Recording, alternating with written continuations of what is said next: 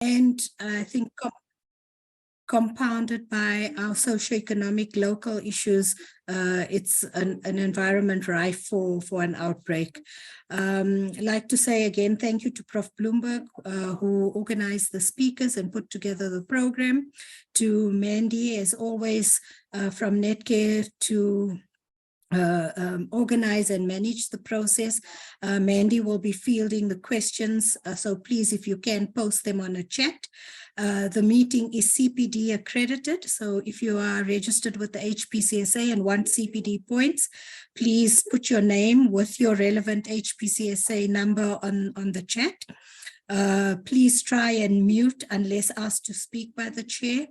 And on behalf of Netcare, the Emergency Medicine Society of South Africa, WITS Emergency Medicine, Pediatric Infectious Diseases Society, and the Infectious Diseases of South Africa, you are welcome.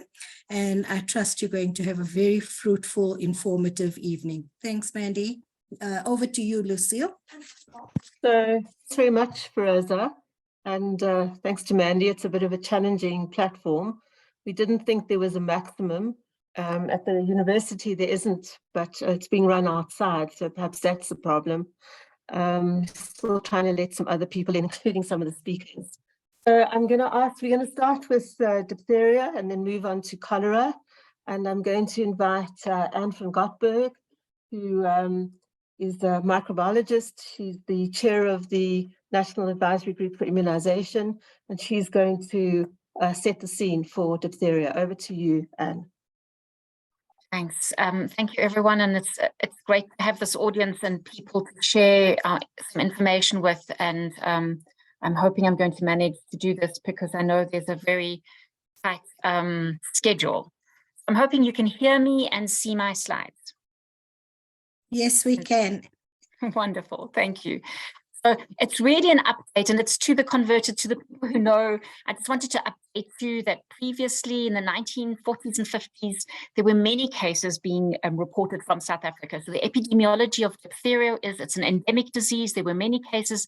This was before the vaccine was introduced in the EPI program, and many cases have now been prevented thanks to the vaccine being introduced. So from 1980 to 2014, approximately only 412 cases have been reported to the WHO UNICEF, and that's our notifiable, the equivalent of our notifications then going over to the WHO UNICEF reporting program.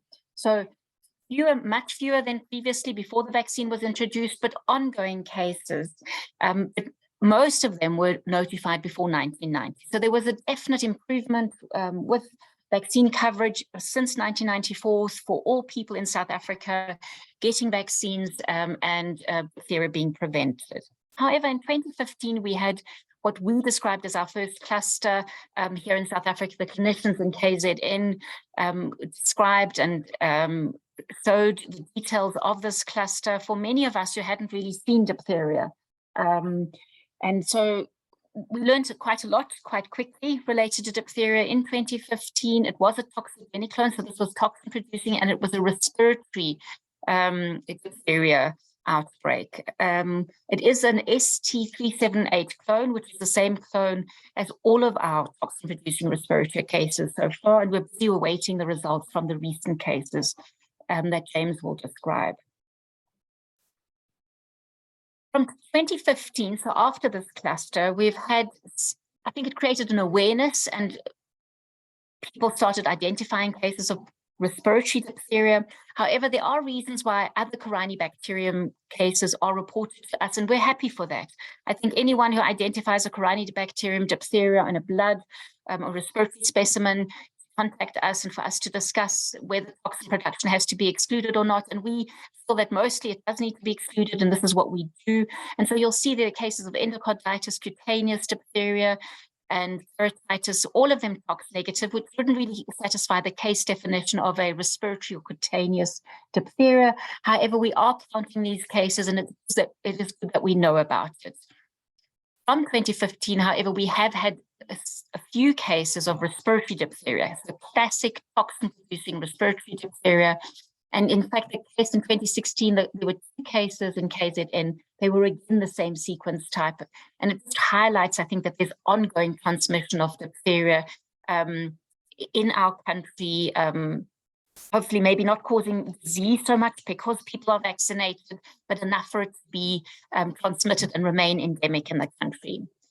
More recently, just to give you some ideas of what has been reported, you'll see in 2021 and 2022, mostly negative cases of Corynebacterium diphtheria, a test of endocarditis cases that we could talk about on another evening, but also described by clinicians and doctors in the Western Cape.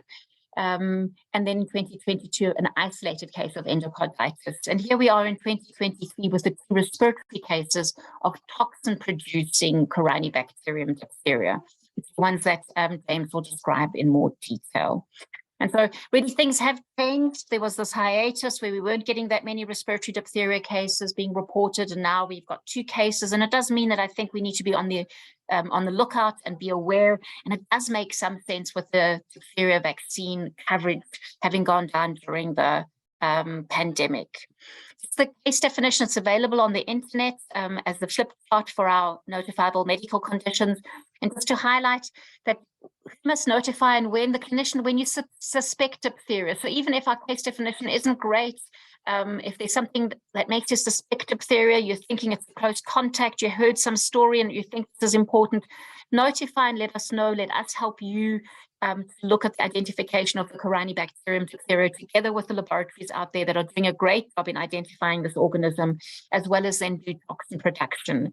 And you'll see mostly the suspected, the easy ones to identify are the respiratory, are the pseudomembranes, the ones with the bull necks, the ones that we know when you look at it, this could be diphtheria. And especially if we're now talking about bringing your awareness to this, those are the ones that are easy to suspect, but it's the other ones that might not be so classic that if you do think this might be diphtheria, let us know and let us work with you. Cutaneous diphtheria is also notifiable, especially if it's toxin producing. And so we need to be able to exclude toxin production, and therefore we need you to tell us if you have classic skin lesions with Corynebacterium identified. And then just to finish off, because we're not in isolation, it's a global village, our world, and there is a respiratory diphtheria outbreak in Nigeria.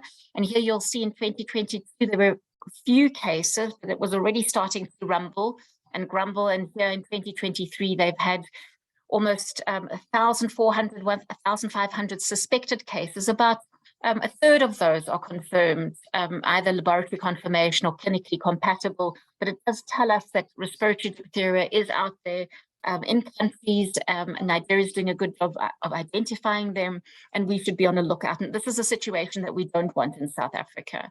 And finally, just to end off, in Europe, because I'm sure you're also hearing about potentially something diphtheria in Europe, there is an outbreak. It's toxin-producing cutaneous diphtheria.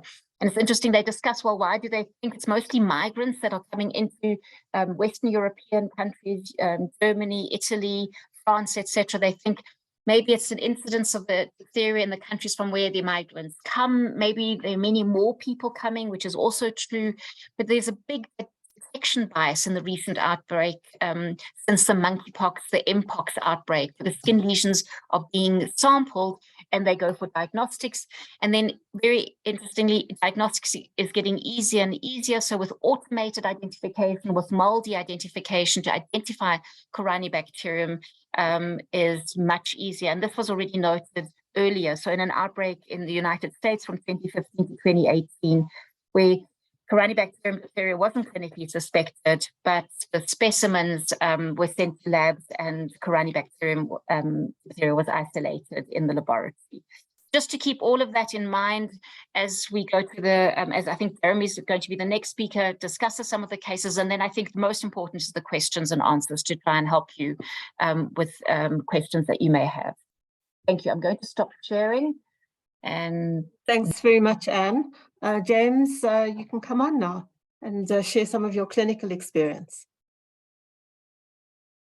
Thanks, Lucille. I'm just going to wait to be enabled for sharing. I think Nicolette's in charge of that. Great.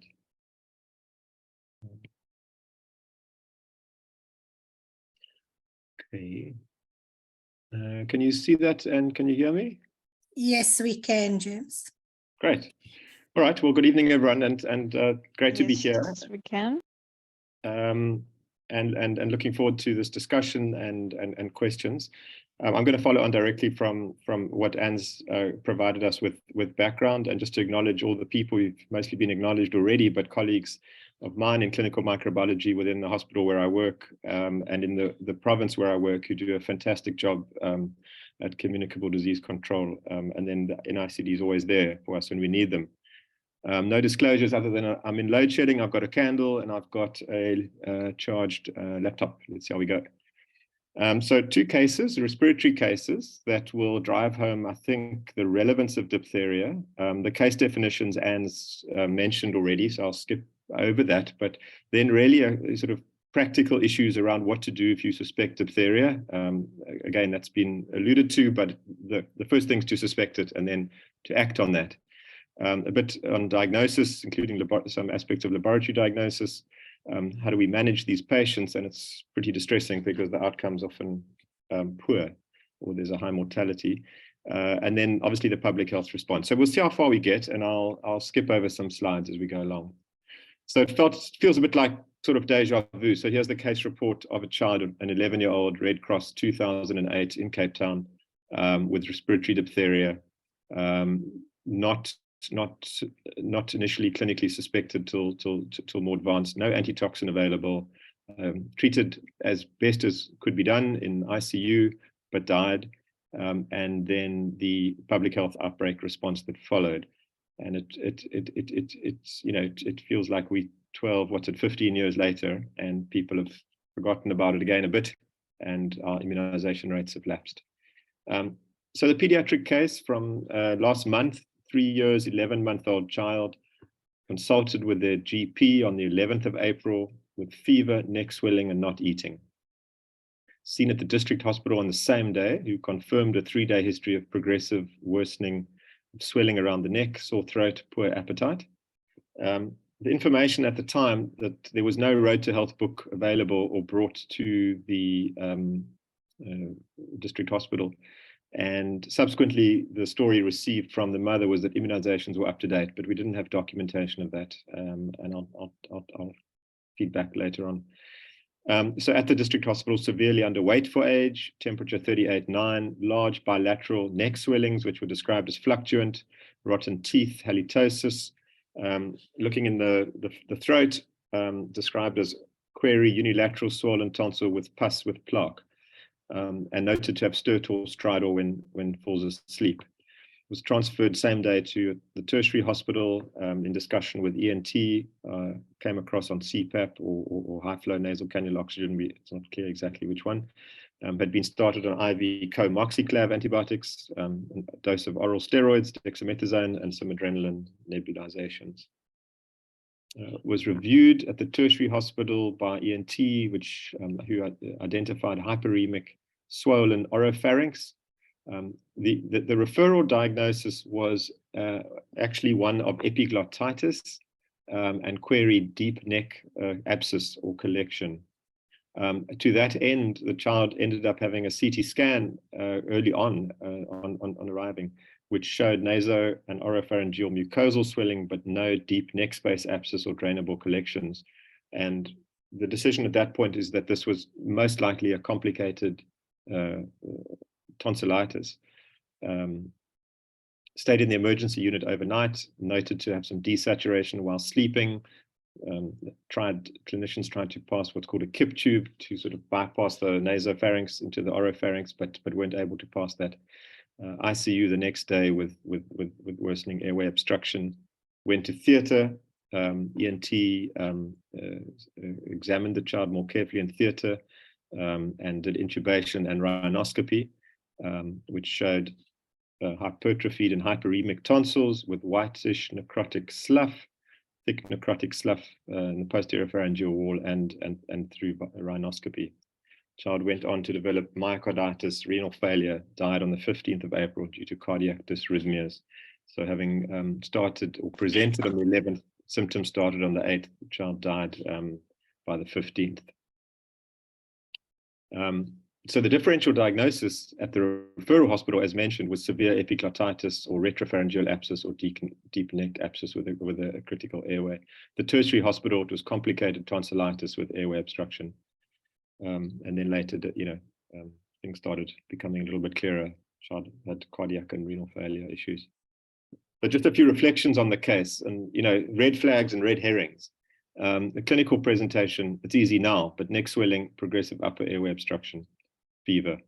And a tertiary hospital does see children with complicated tonsillitis, deep neck abscesses, and diphtheria is not always on the radar. No proof of vaccination record, and I suppose we need to take away that means unvaccinated until proven otherwise. And we always ask and look at Road to Health books which document vaccination, but if we don't have it, we don't really know, and we go on what the mother tells us perhaps, but it's not proof. It later emerged that this child had in actual fact only ever had birth immunizations and nothing beyond that, and that was only verified later. The initial laboratory results, as I'll show you shortly, can be quite misleading. Streptococcus was actually cultured from the throat swab on this patient. And a key learning point is that this is a clinical diagnosis initially, and clinical suspicion must remain despite these blind endings and red herrings that turn up. And the response to the clinical suspicion is really key, and not to be put off from that. Lack of antitoxin, which was the case in 2008. We didn't get it, couldn't get it, and there was probably a delay in realizing that it needed to be given actually. But would it have really changed outcome is a question. And then this key issue of instituting transmission-based precautions as soon as the diagnosis is suspected, not once you get confirmation, and that involves contact and droplet precautions, and then obviously where there are aerosolizing procedures, probably more respiratory droplet precautions, aerosol precautions. Right, let me just see if I can get to the next slide. And I'm hoping to show you this. We will give it a shot just to drive home what this terrible pseudomembrane actually looks like, and to recognize it. So I hope you can see that. This is in the nose of this child in theater. So it's not something one would be doing in an emergency unit.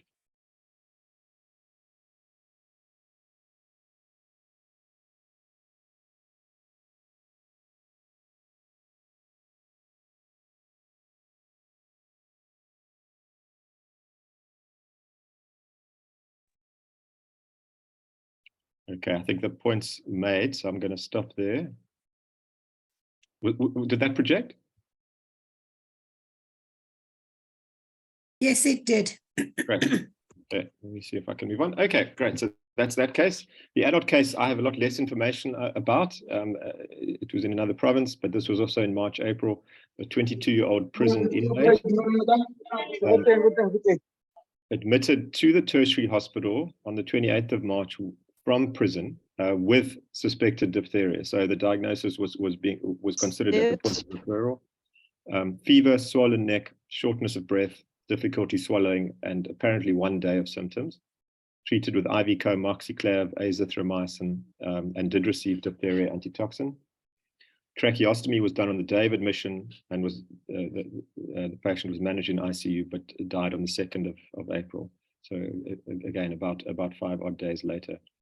The child was notified as a suspected diphtheria case on the 30th of March.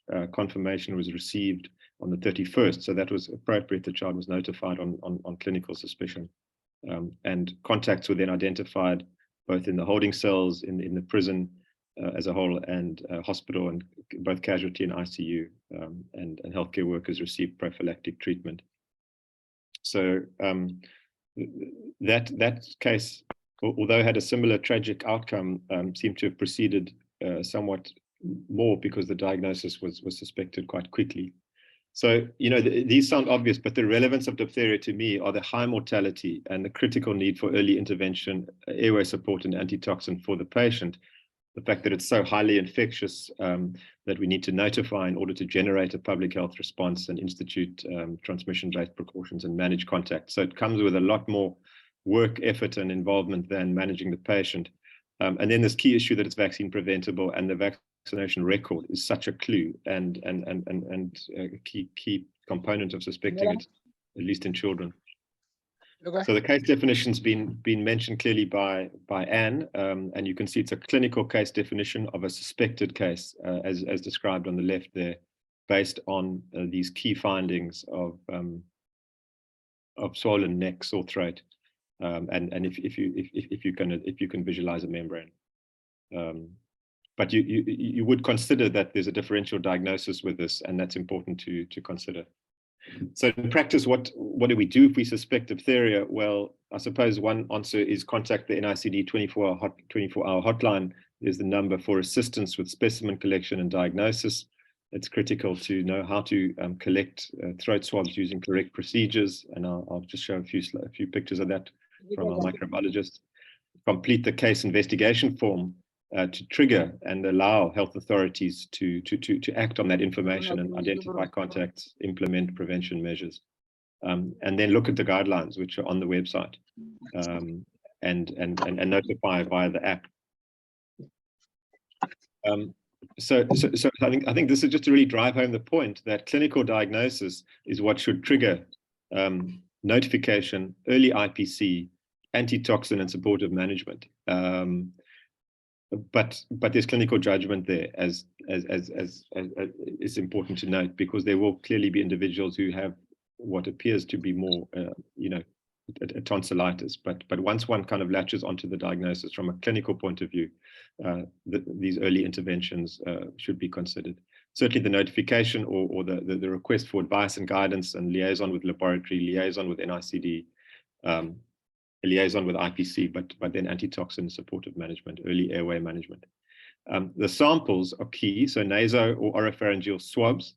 If one's able to access the pseudomembrane, whether that's, for example, like in our case in theatre, to get tissue or swabs from under the membrane, but respiratory samples can also be sent. Key to put on the form that diphtheria is under consideration, so that the lab can institute the use of selective media that help expedite the confirmation of the diagnosis. And then the tests involve both culture and PCR. And that's so very important, because the culture may not grow the organism, and the PCR is able to identify both toxin presence and confirm the diagnosis. So just to remind us all that the swabs that can be used are the standard sort of pus swab that most of us clinicians know, with Amy's gel down there in the tube. And these other swabs that are more flexible are quite good for the nasopharyngeal sampling. It should be expedited to the lab. It should be sent on ice. The lab should be contacted telephonically. The sample of pseudomembrane, if it's possible to get that, can be sent just in normal saline to the lab for culture or PCR. And remember that the person taking the swabs needs to wear appropriate personal protection, and that would, because so contact precautions and respiratory droplet protection. And that's key. And ideally, this would be a person whose immune status is known, or they're aware of, perhaps if they've had diphtheria booster in the last 10 years.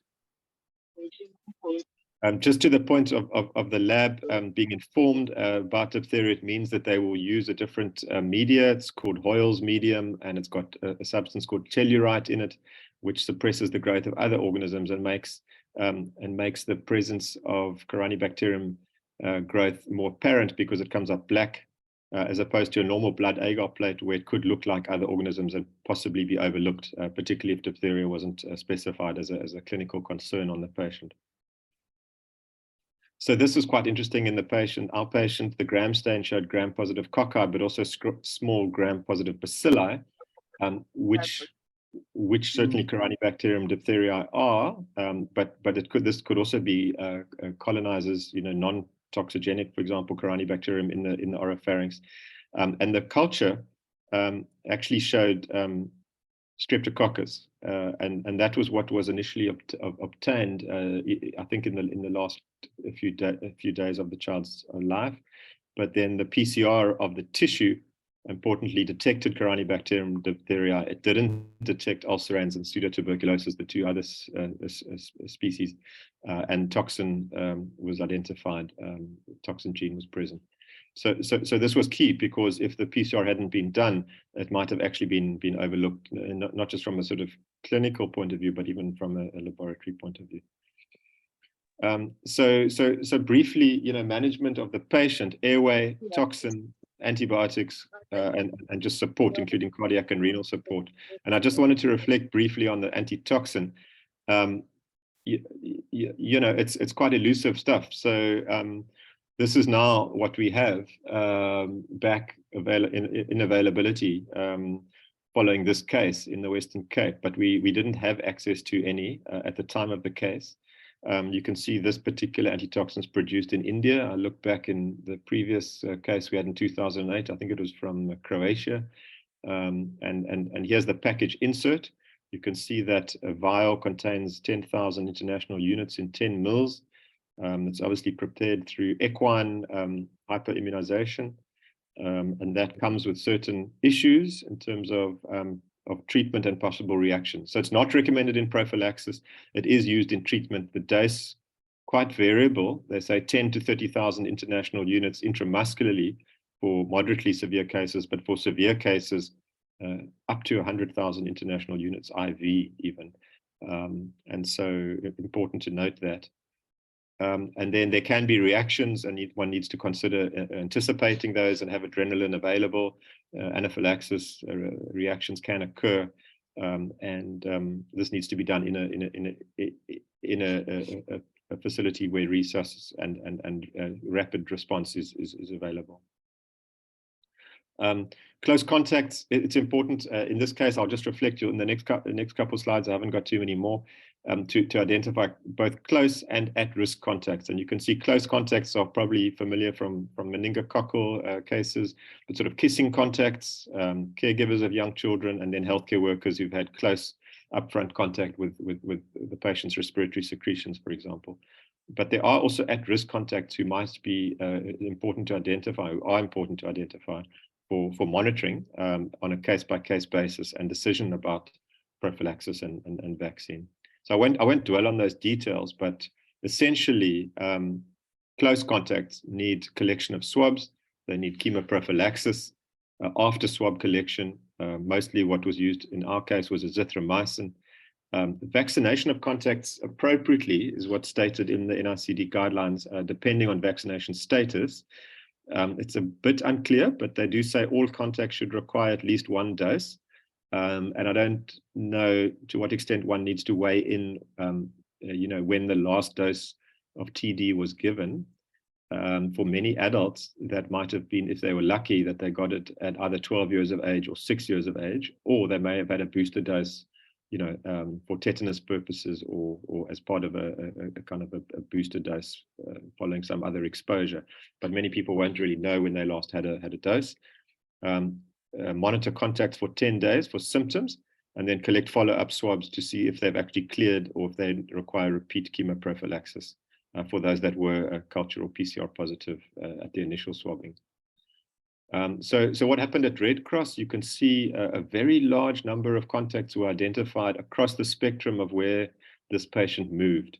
So there's the household, you'll see on the next slide, but then the general practitioner. I think this one may have been a contact who ended up being swabbed at this hospital or Groote but emergency medical services who transported the patient, the district hospital, and then at Red Cross. And this goes to the issue of, how tightly one stick to some sort of definition of close contacts, and also how many people are actually wearing masks. So things have moved on from COVID. Lots of people are not routinely wearing masks in the kind of clinical sphere of these patients, and that's quite a big concern. But large numbers of swabs collected, large numbers of patients, of people provided with prophylaxis and even vaccination.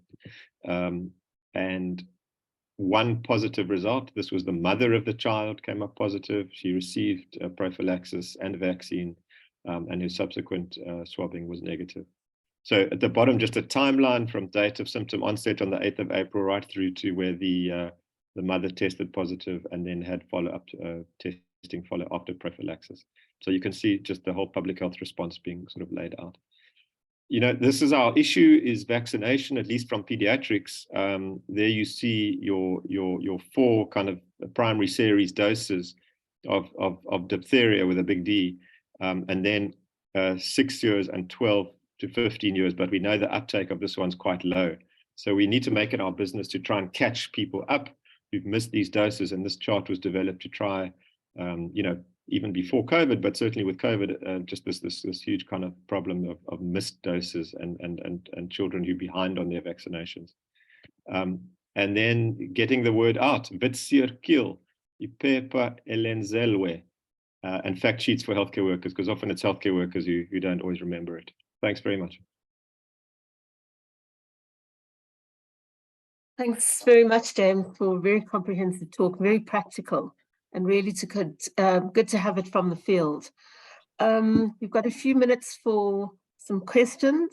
Arifa, do you want to add anything, if we can unmute you, about infection control? Or anybody have any questions? You can just put them in the chat. I don't see any at the moment, but I'm sure we have some. Arifa, anything you want to add? Arifa Parker is an infectious disease specialist. She's at Tygerberg, University of Stellenbosch, and she's the lead on infection prevention and control now. So over to you, Arifa. Thanks very much. Yeah, I think James has said it all, but I'm just going to reinforce what he said a bit. So the most important thing to know about diphtheria is its highly infectious nature, and it's associated with a high mortality, and it has major public health implications.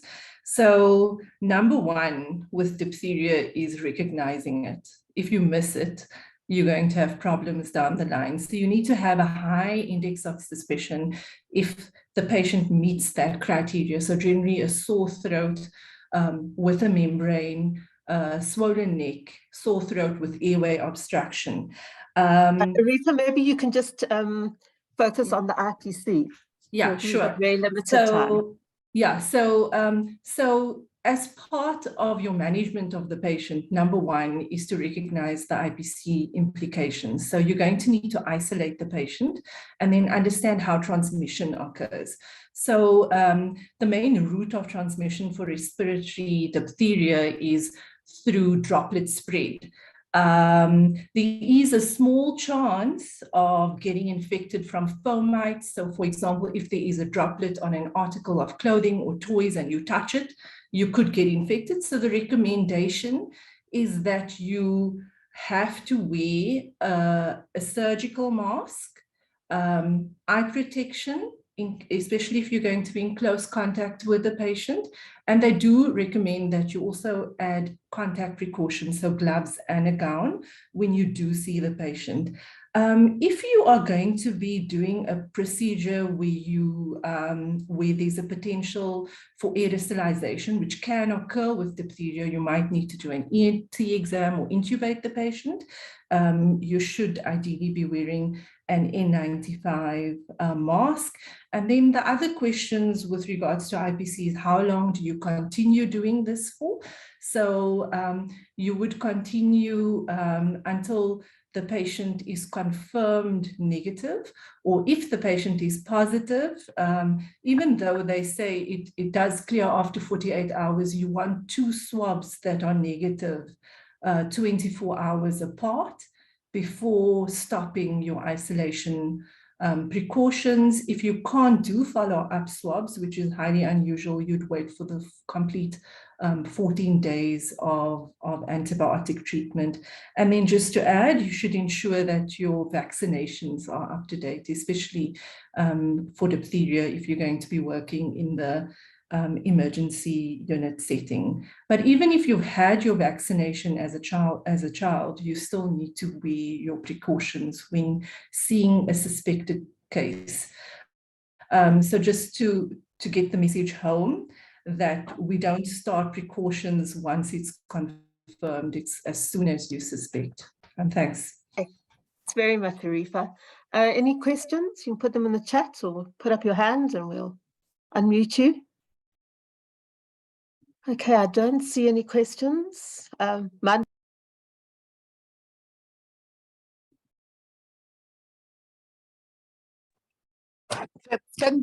you. Good evening.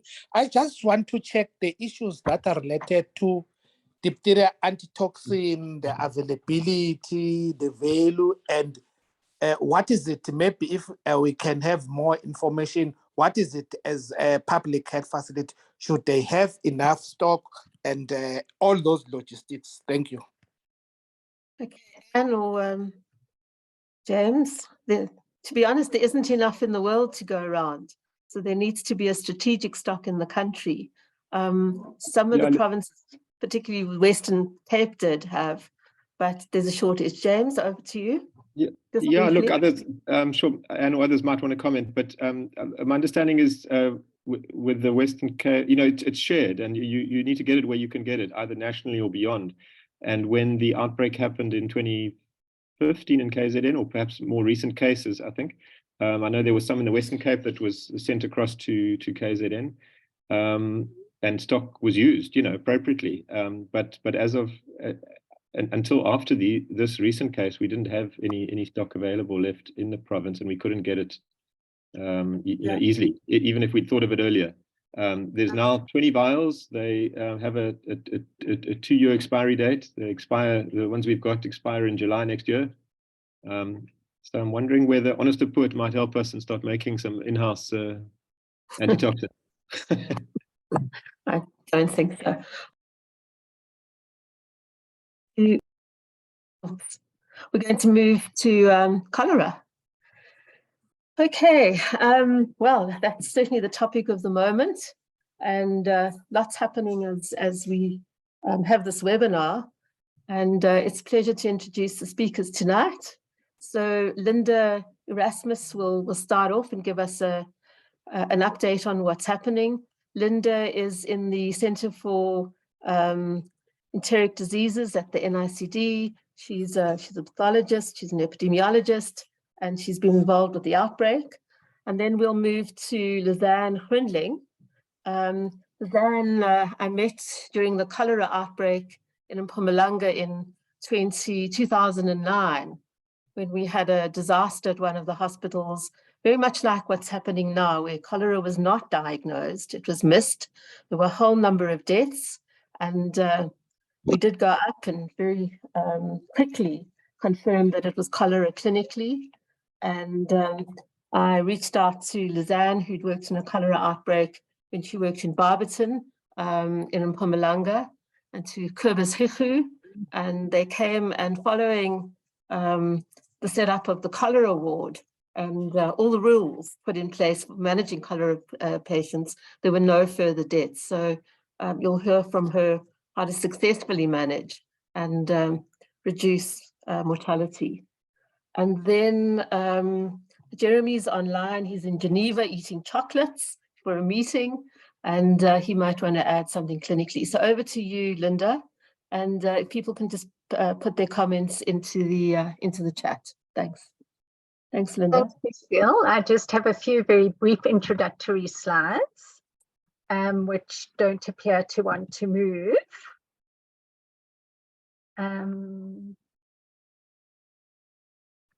All right, let me just try this. Okay. All right, so just all I'm going to do is give you a 1-slide briefing on what's happening in the outbreak, but maybe just an opportunity to stress that a suspected cholera case definition, any person with or dying from acute watery diarrhea. And then in terms of, if we get into testing later, a confirmed cholera case, you're looking for a person with toxigenic Vibrio cholera of an 01 or 0139 serotype. Terminology that you probably noticed in some of the reports that are coming out. You get importer cases that we're all familiar with, and those are cases suspected or confirmed where infection happened outside of the area where the case was detected. And then you also get locally acquired cholera cases. There are two types, and one we're very familiar with. It's the import related, where there's an epidemiological link to an imported case. And then this new term, indigenous cholera case, which is a locally acquired case with no epidemiological or microbiological evidence of a direct link to an imported cholera case. So just to be familiar with the terminology that's being used. Really just be very brief about the current outbreak. We're not endemic for cholera. We get occasional cases, sometimes import related, but the initial cholera cases that we diagnosed in February in 2023 were the start of the increased cholera cases in South Africa. The first two were imported. They were international travel related to areas where we knew there were outbreaks. And then the third case was import related, a close household member of one of the imported cases. And then we also had a few indigenous cases at that time. And these happened in February and March this year. And those were in Gauteng, in the Ekurhuleni and the city of Joburg metros. Then in April, we had no cases and we were hopeful. But as you know, in May, we have two current outbreaks. And those are in Hammanskraal in the city of Tshwane, and then also the Vredefort Parys areas in Fazile Derby in the Free State. And these are indigenous cases. So now it's looking like there is local transmission established. Those that have been characterized, they are toxigenic, so toxin-producing Vibrio cholera's O1 Ogawa. And what is good is that they're susceptible to ciprofloxacin and azithromycin. And that's actually all I really needed to do, was introduce the setting.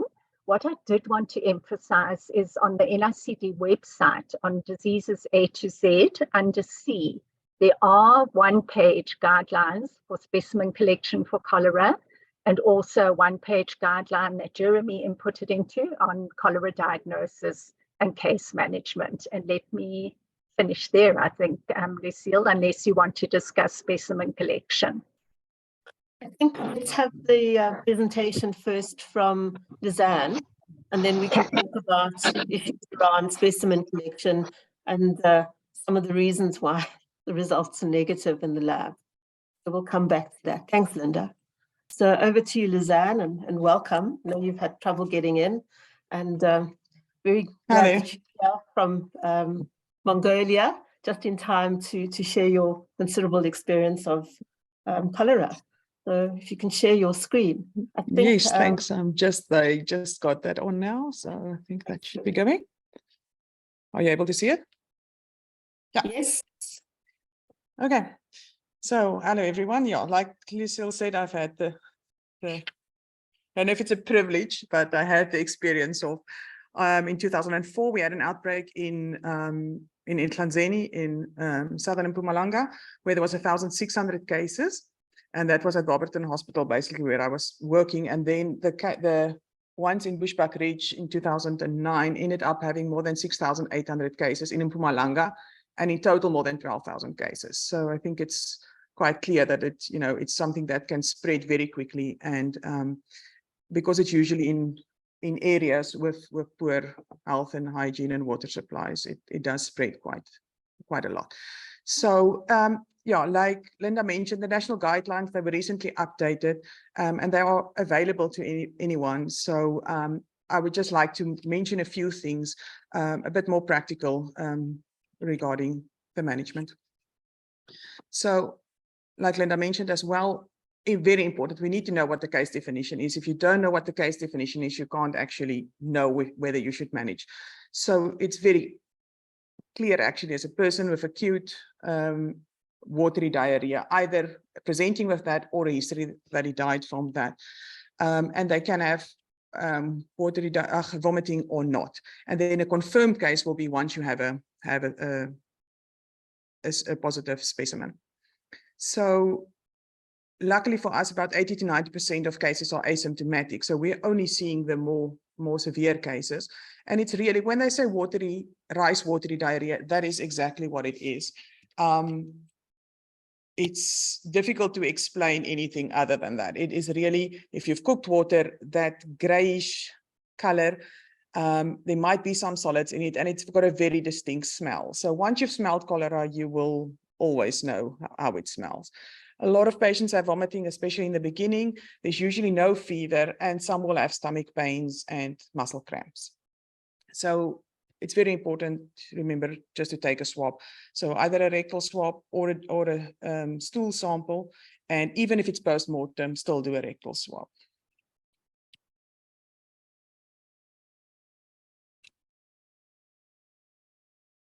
Okay, so the standard operations that they recommend there, this is just a little bit of a expansion on that. This really needs to be a team approach, and every facility in an area where there is cholera needs to have a group that's helping coordinate.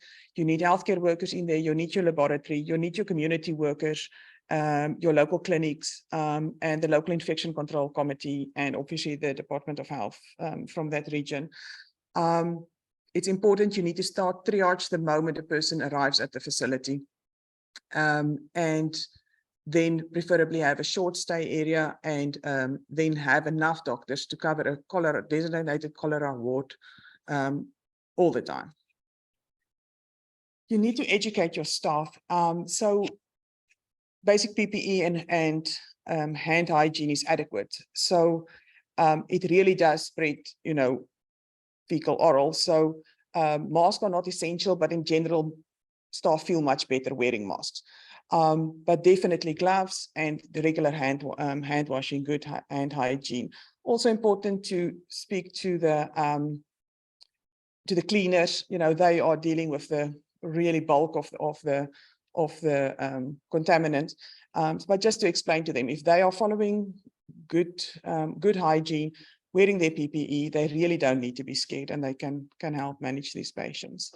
Like I already mentioned, triage starts from the moment a person enters the facility. So even the security guard should be able to know, look, this person looks sick, go straight to the emergency unit. But also there should be healthcare workers nearby already that can allocate them either to the cholera area or to the regular hospital or clinic. And then really it needs to be experienced healthcare workers that assess the patient. And we recommended, what we did is we made a cholera sheet, which already had all the categories, either no dehydration, moderate dehydration, or severe dehydration, and it can just be circled and then kept with the patient. So in that case, can follow up, can happen easy. And it's important, let the healthcare worker sign that assess that patient, because that automatically gives some form of responsibility. And we've noticed that the quality of assessment improved after we introduced that. And again, take a sample. Really, a rectal sample is the easiest way of doing it in most cases. So take a sample and make sure that you have a line list, and that any person that clinically meets the case definition goes on the line list. And if you suspect cholera, you treat it as cholera. Don't wait and think, oh, maybe it's not that severe. Just treat it as cholera. Okay, so I think the biggest mistake that gets made is that people completely underestimate the volume loss. So in countries with endemic cholera, Haiti, India, places like that, they've actually got cholera beds, which is just a bed with a hole in it and a bucket at the bottom. And that then gets changed every 2 to 4 hours. It gets measured, and they know how much more fluid to give. We don't have that. But we still have to find a way of estimating the fluid loss.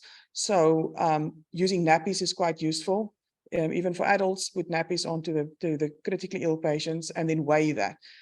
We worked on roughly just on 1 gram per milliliter. It's probably underestimated, but that was a more accurate than just eyeballing it. But really record every time a person has a loose stool or has diarrhea. And again, we used one form for observations where nursing staff could record every intake, every outtake, not different pieces of paper, because the volume gets a lot and people feel overwhelmed quite easily. So fluids really is the thing that's going to save lives here. And we all know, you do existing losses, so your deficits, plus your maintenance, plus your ongoing losses.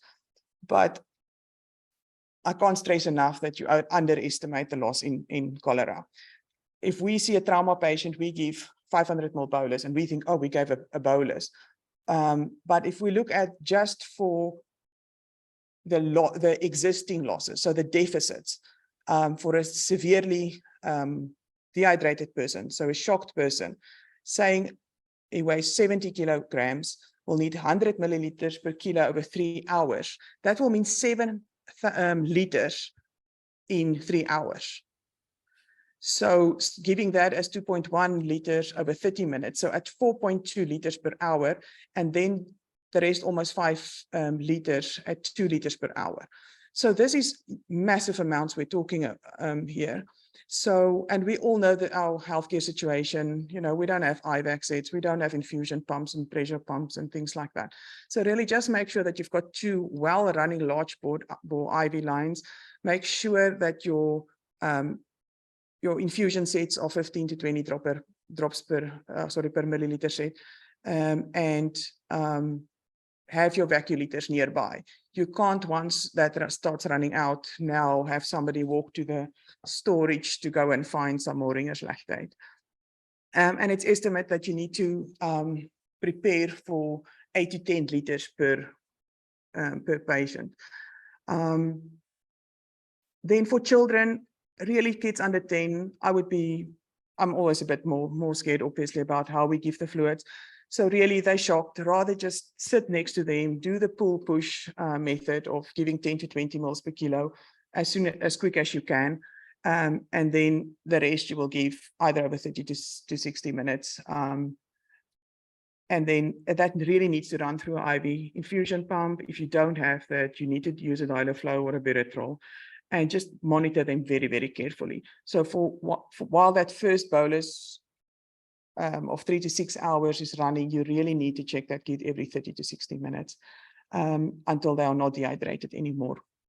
At any stage, when you see a patient is really looking so much better, they're not having a lot of diarrhea anymore, there's no signs of dehydration, but the fluids that you calculated is not given yet, you can always decide, look, I'm reducing this. So don't think, well, it was the calculation.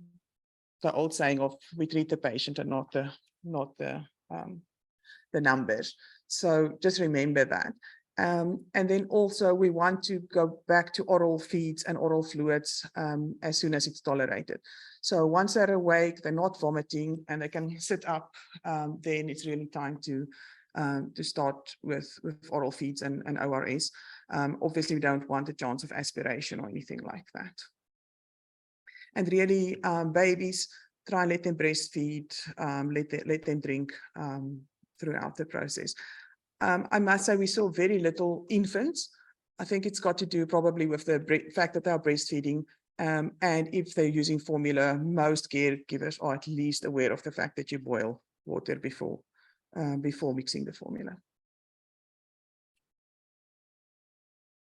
So if we look at the severely dehydrated patients, these ones really, I mean, they're in shock. They're lethargic, they've got weak pulses. They look like respiratory distress, and this is often due more acidotic breathing. But it can also be a patient that's not so severely dehydrated, but they're not able to drink, but their skin pinch is still slow and their eyes are sunken. I would really recommend doing electrolytes and kidney functions, and preferably a blood gas on all of these. This to us was the cholera outbreak was a good opportunity for a district hospital to emphasize the need for a blood gas machine, because you want to look at potassium, but if your turnaround time is 3 and 4 hours, that value is useless by the time you get it. So yeah, just hypokalemia is such an important contributing factor to death here, I think. And it's not really mentioned in guidelines generally. But once a patient is severely dehydrated with signs of shock, they need to have their potassium assessed. So Ringer's lactate is the IV fluid of choice. We used half-strength Darrows for children after the initial bolus. So the initial bolus would be the 30 mils per kilo would be Ringer's lactate, and then after that we would go to half-strength DD. And that thing, I think every department can make their own decision. It's just with kids, obviously the risk of hypoglycemia is much higher. But you can also make a 5% dextrose solution by adding, just add 50 grams of dextrose to a liter of Ringer's lactate. And by that you will help avoid hypoglycemia. Your other option would be obviously to monitor the glucose carefully and give boluses as needed, but that's very labor intensive and your risk of hypoglycemia is increased. Every facility needs to have a plan regarding their potassium replacement. So really, if the potassium is less than 3.0, it needs to be replaced in some form. What we usually would do is add 20 to 30 millimoles of KCl to Ringer's lactate after the initial 30 mils per kilo bolus, because the rate of the initial bolus over 30 minutes is just too fast. So once that Ringer's is in, then add KCl to the next vacuoliter. You can also decide to run it in one vacuoliter with KCl, one without. If you have more resources, you can do the usual ICU kind of way of giving it in 200 ml bags, but that's really I think up to the facilities to decide. But it's just important. No, hypokalemia is a major problem and it needs to be addressed. Then as well, these patients need to have vital signs checked. They need their glucose checked. They need a urine output monitored. It's easiest really, these are really, really sick patients, just rather put in a Foley's catheter and it can help monitor them for recovery as well, and keep checking for signs of shock. We did not have access to ICU for any of these patients. And in general, if we manage the fluids, we manage the potassium, it's generally, they did well. Obviously, patients with underlying medical conditions is an issue. We need to monitor for overload, especially patients with CCF or renal failure, and especially kids with malnutrition. So the current guidelines always also says antibiotics for everybody. That is useful in reducing the volume of diarrhea and the duration of the diarrhea. But remember, that's not going to save the life. It's fluid that's going to save the life. So these patients are sick, they're vomiting, they don't feel like eating and drinking. So don't stress the antibiotics, but rather stress the fluid. But once they can tolerate it, then give the antibiotics and do give it orally. Yeah, and you can consider an NG tube as well. And it's just a stat dose of Cipro or azithromycin.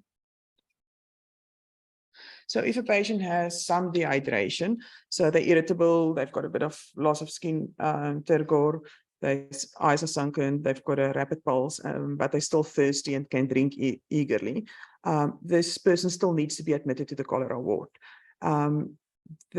In my opinion, it's always better to calculate fluids rather than work on broader tables like this. But if you really don't have the resources, then use the table. But again, you will see this is massive amount of fluids. So it's 75 milliliters per kilo over 4 hours,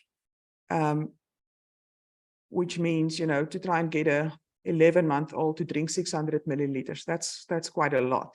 So really consider putting it in an NG tube and giving the fluids that way.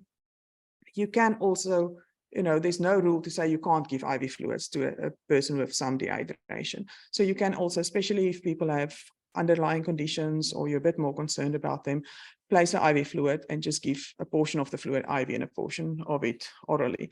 But obviously, if resources is limited, then you want to preserve your IV fluid only for the severely dehydrated people. Okay. And then also just remember you need to still calculate the ongoing losses and you add that to your calculation of replacement.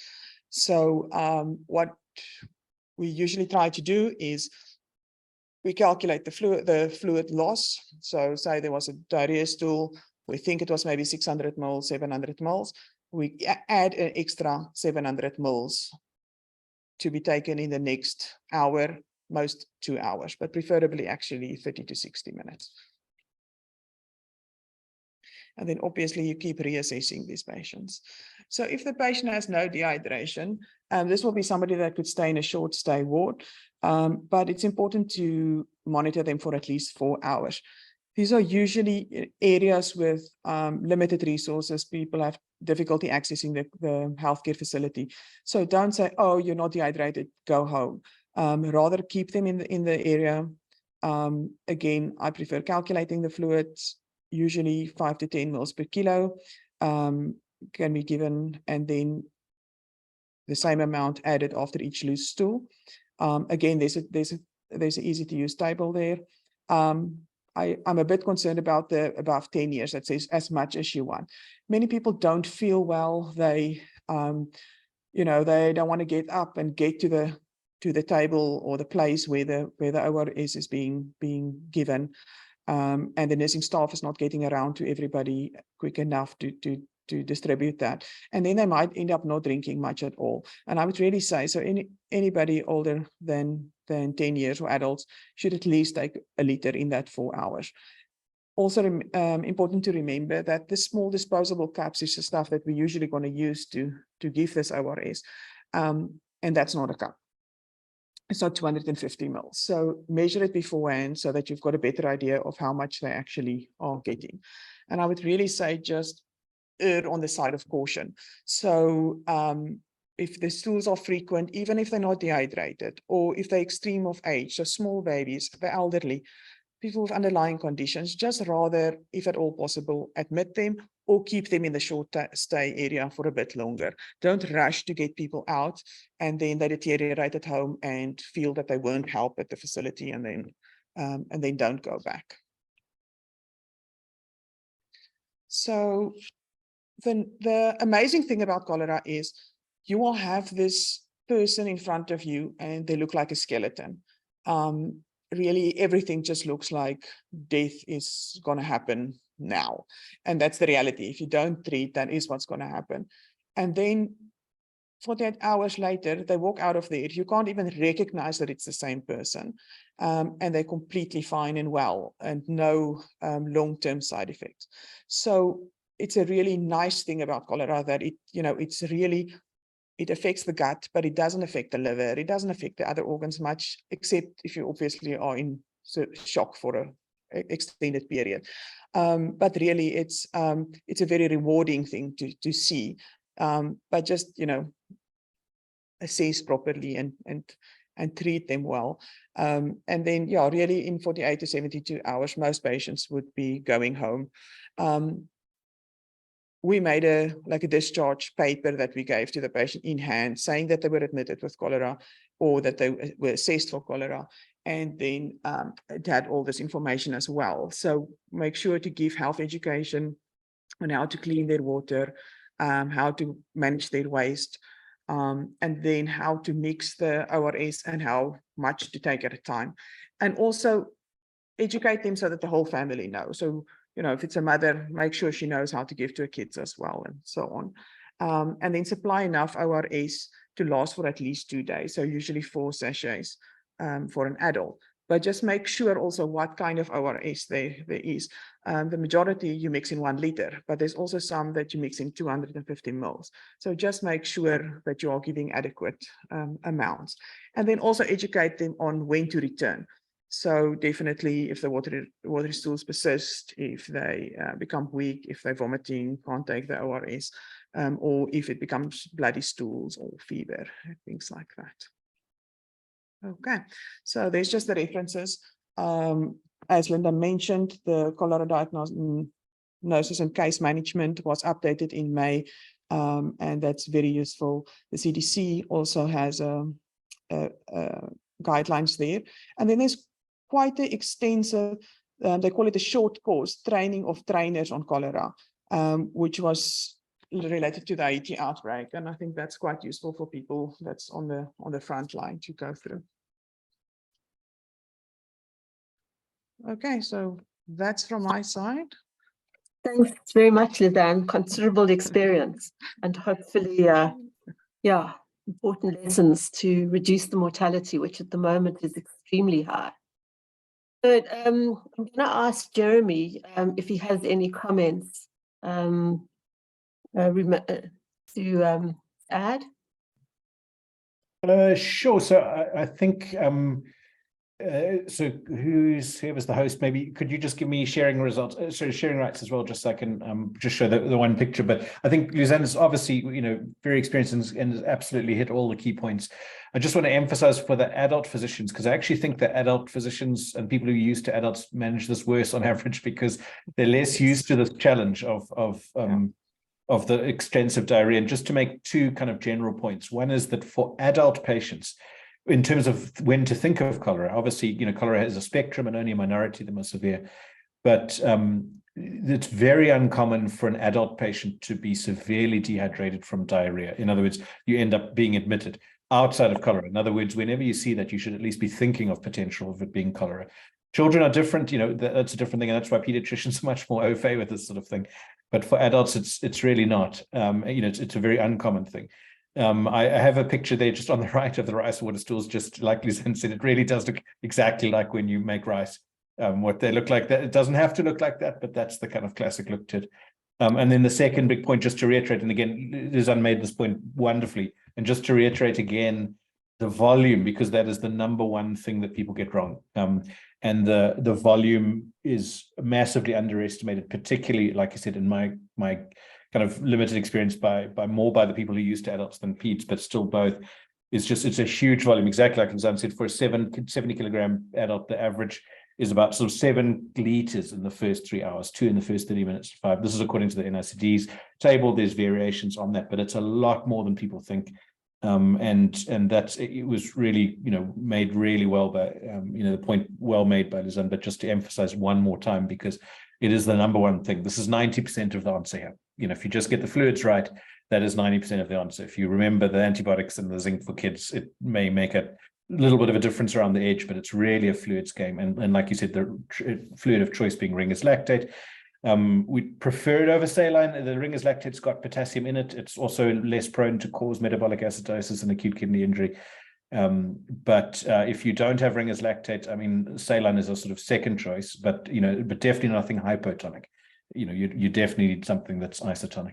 But Ringer's lactate being the number one thing, and the key then is to keep reassessing, exactly like Luzanne said. So it's written there 1 to 2 hours, in severe cases probably even more frequently than that, but just to keep looking at them and keep assessing, am I winning, am I losing, and making sure you keep on top of the ongoing losses, which can be extreme in the beginning. I think that's the two big points I just wanted to reiterate. All were well made by previous speakers, but I think just to re-emphasize them again. Thanks, Lucille. Thanks very much. When we went to the hospital in Mpumalanga to assist, we had a call from the medical officer who said they'd had an outbreak of confirmed salmonella in the community. And then when these patients arrived with quite severe diarrhea, they managed them exactly the same as the salmonella gastros, put up drips, prescribed fluids, and sent them to the ward. And by the morning, they were all dead. So it's not like normal gastro. I cannot emphasize enough that continual assessment. And I remember the ward, the cholera ward, with Luzanne and Kerbis was going round and round and round and round. And then, we didn't have any more deaths. So I think that's absolutely key. I'm going to just ask Linda to say a few words on the specimens. People send off specimens, they get negative results, and then they say, well, it's not cholera, but there are some very important rules. So Linda, do you want to just tell us about transport media and what specimens are best? Sure, thanks, Lucille. So as I mentioned, there are detailed specimen collection guidelines on the website, but I think the important points are stool would be the preferred specimen. But as Luzanne said, you can collect a rectal swab if stool collection is not feasible. we always say on the specimen submission form to clearly request MCS and cholera testing. And the reason we do that is testing for cholera is not included in routine MCS. They're very fastidious organisms and they have to be put on special media. So you need to specifically request it. Having said that, we have also sent alerts to the lab saying if they see watery diarrhea to please test for cholera, even if it hasn't been specifically requested, but ideally stated. And then importantly, again, because it's so fastidious, to transport to the lab as soon as possible. And if you're expecting a delay of more than 2 hours, which is very frequent, then you need to put the stool specimen in Carey-Blair transport medium. And that's really critical. That will increase the chances of isolating the organism when you culture. And ideally, that should be chilled beforehand. And then maybe the other thing is if there's a delay in transport, then put the stool specimen container or the transport media with the sample into a fridge or into a cooler box with ice until it's collected, but don't freeze it. And all of those points are available in that one pager. And I think just to emphasize, if there's a patient who dies and there's a history of diarrhea, it's really important to get a sample on that patient to see if it was a cholera-related death and what went wrong. I think we need to review all of those. So really must do that. Yeah. Thanks, Lucille. And maybe just to mention in that context, I don't think there are any clear guidelines as to for how long you would get a positive sample after someone has died from cholera, but it's really important to at least collect that sample. Yeah. If it's positive, it's positive. If it's negative, it may not exclude cholera, but a positive result would be extremely helpful. Okay, thanks very much. Are you doing PCRs or what are the labs doing? How quickly can people get a result? Yeah, so basically the private labs do PCR and they also do culture. The NHLS labs do culture as the initial testing. And culture is influenced by a whole lot of things. As I said, it's a fastidious organism. It's got to be done on selective culture. Depends what infective dose there is present in the sample, the quality of the sample, the delays in getting to the lab. So it can take a day, it can take 3 days for the culture to become positive. As I said, in private, they will do PCR, which can detect cholera, but it won't tell you whether there's toxin gene or not. Once anyone has a presumptive diagnosis of cholera, so if they've cultured it or got a positive PCR, and you can sometimes get false positive PCRs, they send it to the NICD, and we would do serotyping, because remember the case definition is that it's an O1 or an O139, although 139 is from Asia, not here. And we also do our own PCR, which will confirm the diagnosis and then also confirm that the toxin target gene is present so that it is a toxigenic cholera, and those require public health response. So certainly in previous years, we do get diarrhea cases, we do get samples sent, but if it's a non-O1, non-019, then we would say it's 139, then we would say it is a cholera, but it's that serotype and no further public health action is necessary. But that's not the case at the moment. No. So I think at the moment, all suspected cases are managed clinically, and you don't wait for a result. Otherwise, you will lose important hours as they continue to lose liters of fluid. And it's important to document the cases and notify. Then you know the extent of your outbreak. You can look at the sources. You can actively follow up for contacts because they may also have cholera if it's the same water source as it is in this outbreak. So we are doing confirmation on all cases. But as these outbreaks get huge, the labs get overwhelmed. And then it's a clinical diagnosis based on the definition and notification on that. And then it's only new areas where cases occur that you will do the lab diagnostics. But at the moment, all suspected cases are having specimens It's important to count the cases, to know the extent. Remember that with cholera, especially what we're dealing with now, is that there are many asymptomatic patients who are still having it at home or in the stools, and you're only seeing the tip of the iceberg, but that's an important tip. Okay, just a little bit about looking for the source. So there is water testing, and it's often misinterpreted.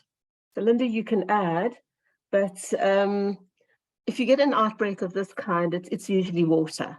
And in the Parys-Vredefort area, it would seem to be tankers that have used borehole water to serve a community which don't have access to good, clean, safe water, but the water is contaminated from the boreholes. And I think with lots of rain, that's often what happens when it's introduced into a community. I think in the area around Hammanskraal, there have been major problems with water supplies over many years. And I think the effluent plant, which dumps its effluent into the rivers, has not been functioning properly. People are not meant to drink from the rivers, but they do. But it's important to interpret the testing of the water correctly. You may not always find cholera in the water unless you do liters of water. They're doing culture, most are not doing molecular tests, and many of the water testing labs actually don't look for cholera. But if there are a number of coliforms or E. coli in the water, and you've got a cholera outbreak of this size, it is the water. But don't let anybody tell you, because we didn't find the cholera, it's not the water. You know, remember John Snow from many years ago, he turned off the tap, the Bow Street pump, and that's what needs to be done now. It is the water, and safe water needs to be supplied. So I'm just going to ask, I don't know if you want to add anything, and then any role for vaccine? We don't have any, but you want to comment, Linda? Lucille, sorry, could I just jump in about, because it's a very Yes. common question about the municipal water versus, in other words, like people are asking, is it still safe to drink the tap water in your house? So I think there's a difference, you know, because that we think is still fine. It's the people with boreholes and effluent and drinking river water and the kind of sanitary, you know, when the sanitation breaks down. Is that correct to say? Yes, that is. I think in Parys they're getting what they think is safe water, but the tankers are getting water from boreholes that are not safe, and they're not testing them. So I think that is the problem. Do you want to add anything, Jeremy? No, I'm agreeing. Just the reassuring Johannesburg tap people that you water can, is safe. Cool. People shouldn't be drinking from rivers, but you know, when the water doesn't come out the tap because whatever service provision is a problem, you go to the river. You have not much choice. Okay, anything else? So what can you do to make the water safe? I think there's a question about reverse osmosis. So chlorine can be added. It makes the water taste funny. You've got to let it settle. It's a teaspoon or a cap from a bottle to a liter, but it doesn't taste that nice. But if you let it settle for some hours, it's safe. Iodine tastes even worse. Boiling it is a good thing if you've got electricity. That's not always practical. So it's really about getting safe water to people. Incubation periods are very short. So I think we're going to see a lot more cholera while the water issue continues to be a problem. Any other, can't see the chat. So are there any other questions before I ask Theo just to make a couple of comments about taking treatment to the people? I heard still no questions on the chat. Okay, so Theo, do you want to comment about taking treatment to the people and setting up rehydration centers so that you know, you treat people without wasting time while they find transport or emergency services run around not coping and transporting them to the hospital? Do you want to comment? Theo Lichthelm used to work with SAMS. He's now working for Right to Care in emergency settings, and he's had a lot of experience with outbreaks and field hospitals. Yeah. Thank you very much, Prof. Lucille. Thank you for the invite. Just a few remarks on what you just asked us about. I think one starting point in the process that was mentioned by Luzanne as well and by Jeremy is that acute stage cholera is a messy situation. It's nursing intensive and it's cleaning intensive. So in deciding on where to accommodate these patients, please keep that in mind. Choose suitable facilities with suitable ablution and sluice facilities to accommodate these patients. Stay away from tented and temporary facilities as the care space for these patients. I cannot emphasize that enough. Stay away from tented facilities for these type of patients if you are in a hospital setting. Rather move some other patients into temporary facilities so that you can have access to a proper ward structure with ablution facilities and sluice facilities for these patients to manage them.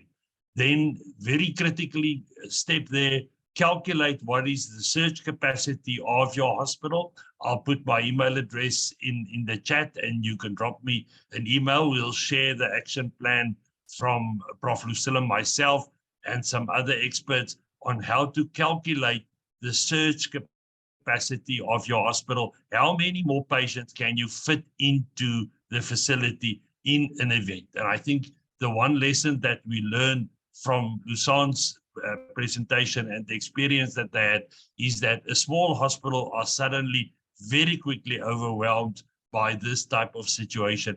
And you need to know what other spaces there are in the hospital that you can use to accommodate patients in this process. Then very importantly, if you are going to manage large numbers of patients, setting up rehydration stations. The triage criteria was emphasized by Luzanne and by Jeremy to transfer patients then to the hospital facility that requires them, but those that do not need the hospitalization but need intravenous rehydration can be managed in rehydration stations, temporary facilities.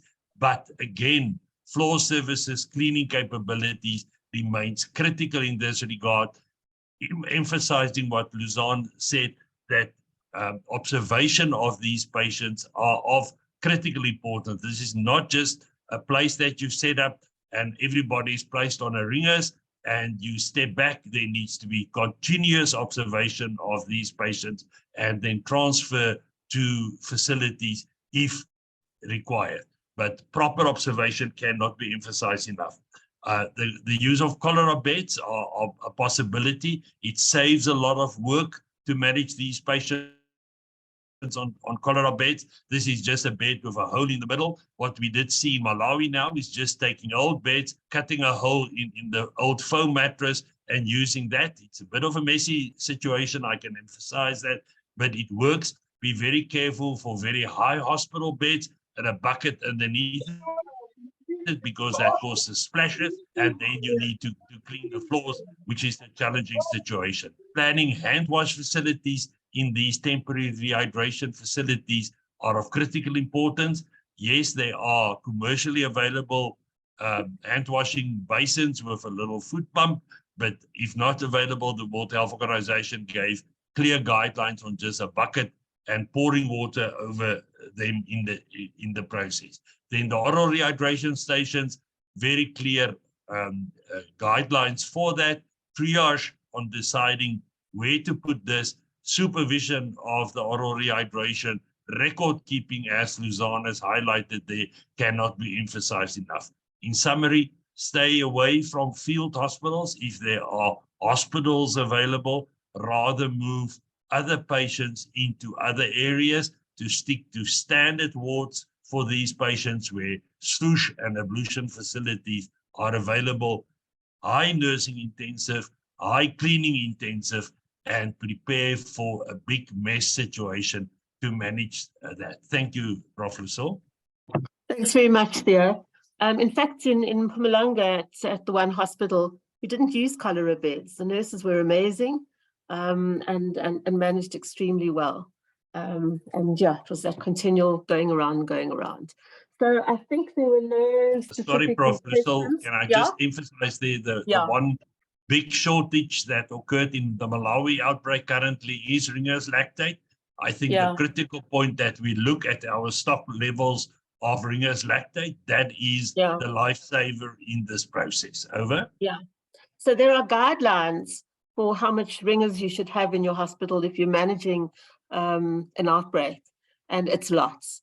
I've seen patients who have the need for 20 liters over 24 hours, and that's one patient. So you can manage quite a few with oral rehydration, but there's lots and lots who will need IV, and it's lots and lots of Ringers. So yeah, make sure you're well stocked. Any other questions, any other comments from anybody? But yes, it's very rewarding. The fatality rates should be extremely low. It's about getting patients treated early, quickly, and aggressively, and taking hold of this outbreak. You have to be active and aggressive, otherwise, not reactive, otherwise you will get way behind. So there is no vaccine. Vaccines have been used to vaccinate those at risk. Takes, about 10 to 14 days to work. Normally 2 doses required to get a longer immunity, but there's a global shortage of vaccine. So it's really about getting clean water, safe water to the community and managing the patients aggressively. So the recording will be made available. Apologies to those who struggled to get in, and we'll send apologies to those who didn't get in. Platform was, we thought it would be a lot bigger. There was a lot of interest, but we'll share the recording. So I see there's a couple of questions. What about readiness for primary healthcare settings? Luzanne, do you want to comment before we close? If you're still there. Luzanne, can you unmute? Not sure you can. No, I'm not sure she can. I think you have to have a comprehensive, there we go. Yeah, oh no, you unmuted and you muted. There we go. Okay. You said readiness for primary healthcare. Yeah. I think that's a major problem. I think resources, I think we know are limited. But I think involve your local clinics in your meetings, in your training sessions, because in the end they will be the initial point of care for a lot of these patients. And as Theo said, a lot of the oral rehydration can happen at a clinic, but they need to be trained properly.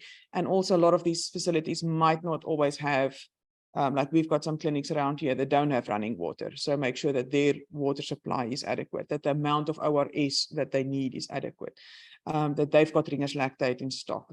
So it's really, I think that's not something we can really answer here. I think that's part of the real outbreak response, is to involve the local clinics as well. But they need to recognize cholera. Yes. And they need to start treatment and not send patients home, because they're obviously going to progress. So certainly oral treatment can be started. Yeah. Some can start intravenous therapy and then work with the rehydration center that's set up. It's often close to a primary healthcare setting or the hospital.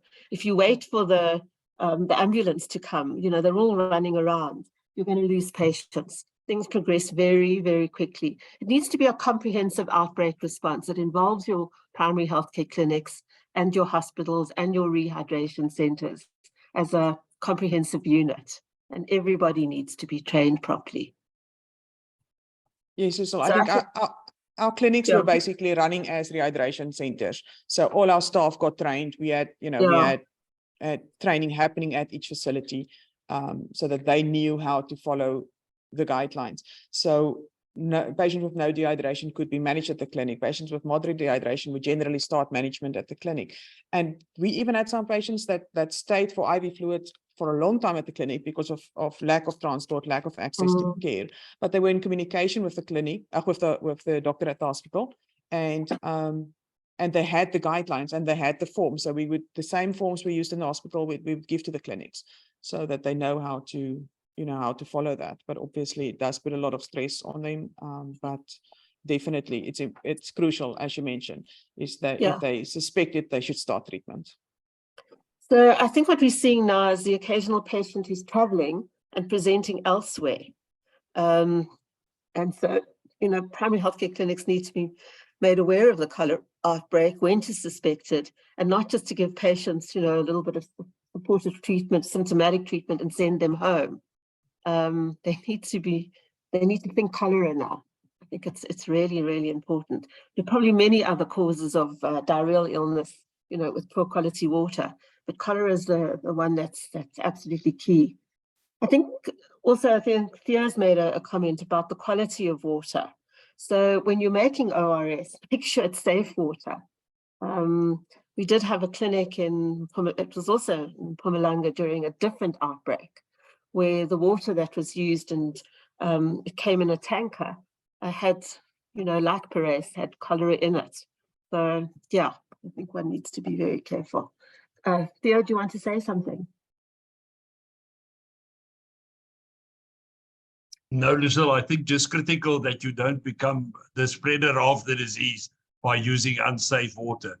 Just one other remark that I'd like to add that I left out is the use of a wire with biltong hooks for the IVs save a lot of mobile drip stands. So that helps a lot to manage that. So basic things help a lot. Over. Okay. Yeah, you have to be quite creative and innovative. In the Limpopo outbreak, when it was patients were crossing the border, they set up rehydration stations at convenient spots so people didn't have to go far to receive care, and that definitely saved lives. I think in the outbreak that's happening now in Hammanskraal, there needs to be a lot more in terms of taking treatment to the patients and rather treating them early. I think that really needs to be put in place. Any comments from anybody? Any questions? Anything else?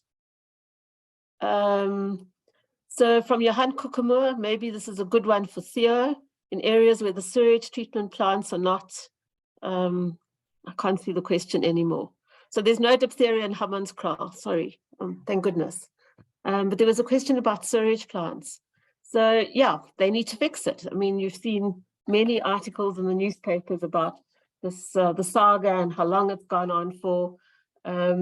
Sewage plants do, express the water, the effluent into water, but the water should not be drunk, and the sewage needs to be treated before it's put into the water. But it's really about, people not going to the river and drinking water. But many don't have a choice. So I think there's a lot to be dealt with. Yeah. Lucille, it's Kelsey. There's a question from Carol about some guy from the government on ENCA recommended adding jig to the water, not so even jig is specifying chlorine. the quantity. Oh yes, so it's very important that the right quantity is prescribed. It's usually 1 teaspoon in a whole lot of liters. We can put the recipe up and let it settle for a while. But I think there have been quite a lot of poor advice about how to use the jig, household jig. The water doesn't taste very nice, but it will be safe. I think it's 20 liters of water with a teaspoon of jig. Yes, Lucille, it's you can use the cap of the jig. Yes. So that's also about a teaspoon into a 20 liter of water and let it stand for at least 2 hours. Okay. Anything else that we've missed? I think there we go, 1 teaspoon. All right, so the recording will be shared. It will be available in the next day or two, and we'll send it to the those online and those who didn't manage to link in. And then I'm going to ask the president of Idssa, Nicolette, to say thank yous and make some closing remarks. Thank you, Unless Lucille. You're in. Okay. Yeah. Thanks, Lucille. Thank you, everyone. So on behalf of Idssa and Saspid and the EMSSA, it's my job to really just thank everybody for great presentations and also for remaining online for the hour and a half. It was great to see so many people joining. So to start off with diphtheria, a scary disease for us that have dealt with it, and Anne gave us a good overview and discussed the respiratory cases that we have seen and some good definitions that we can fall back on. And James actually brought it to life, looking at some of the cases. And then on to cholera, Linda and Luzanne, fantastic talks. And I really think what it comes down to is a team approach. We should have a high index of suspicion, take a good history. Lucille always says travel history, where you've been, what did you eat, who were you in contact with. Keep yourself safe, please, if you do the examination. And samples really important. Doesn't help just taking any sample.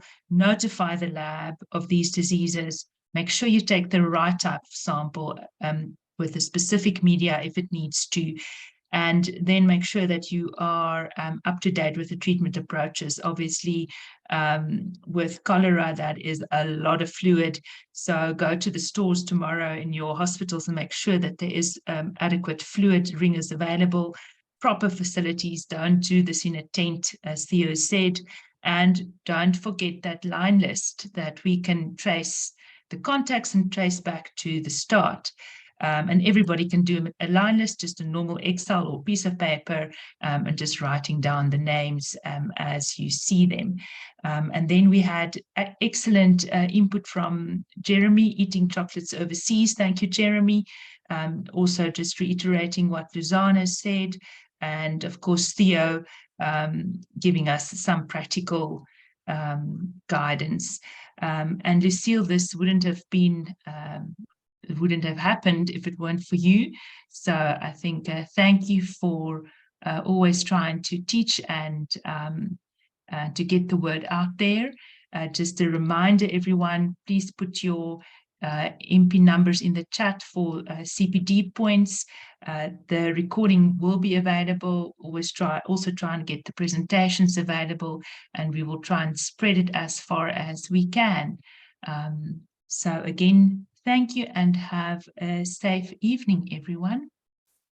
And Arifa is going to add a couple of things to the chat, just on infection control and some important messages. Sorry, Arifa, I didn't get to you with the cholera, but if you can just add them quickly before we close, and then it will be saved. Thanks very much. Thanks all. Let's not close the platform until we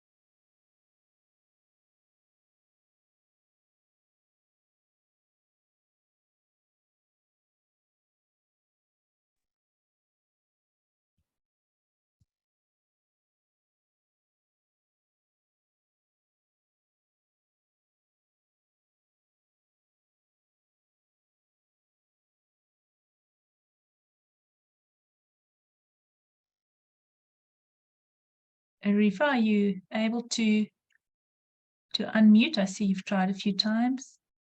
I'm unmuted. I am unmuted. Yeah, hi. Yes. Hello. I have added some things to the chat, so I'm happy. All right. Fantastic. I will also make that available for everyone. Thank you so much. Thanks.